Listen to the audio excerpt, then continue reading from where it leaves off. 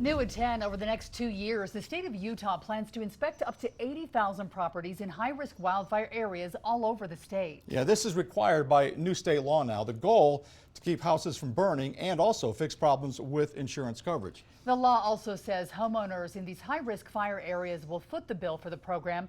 As Christina Flores reports in tonight's Eye on Your Money, the cost to homeowners will depend on the size of your house.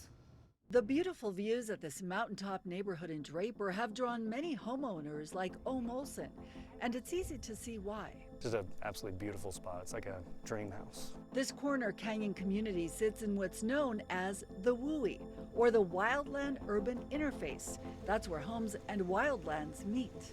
There's a high wildfire risk in this area. Jamie Barnes is the state forester. There are more and more houses coming here. There is, and that's one of the problems. All over Utah, there are tens of thousands of homes in urban and rural areas considered to be in the WUI, like the homes that burned this summer in the Forsyth Fire.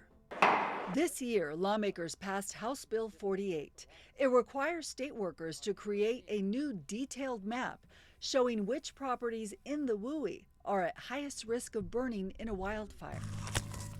Lawmakers put Jamie Barnes in charge of that task. What you're trying to do is go property by property and assess risk for every property? Correct. Statewide, we're looking at about 80,000 homes that we're estimating in the area, and that would mean that we would be assessing structures across the state. Wow, and when you say structures, this includes houses? It does. Jamie will build a certified team to do those 80,000 inspections across the state by 2028.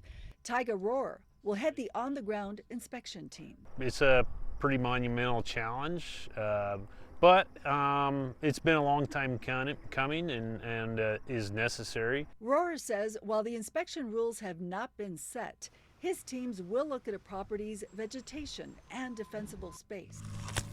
They will also inspect the houses themselves for things like proper vent screens, where dangerous embers can fly into a house.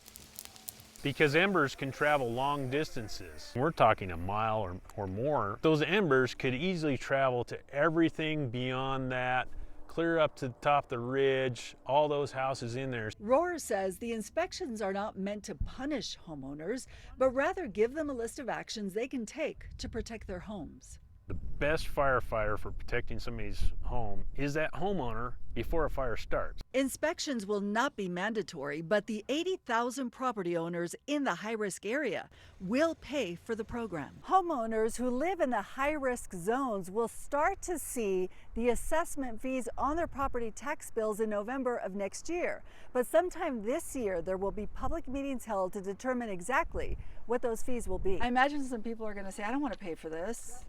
What would you say to that? Well, you'll pay for the fee now because that's what's been mandated by the legislature, or you pay for the cost of wildfire. So we're hoping to reduce the cost of wildfire, and that's what the point of the bill is. Barnes says reducing fire risk could also help Utah homeowners battle the rising cost of insurance premiums. Some Utah homeowners in high-risk areas have already been dropped by insurance companies. Having people lose their insurance, we don't want that to happen here in Utah. We did rock here instead of mulch. Olson says he used materials that will make his house as fire safe as possible.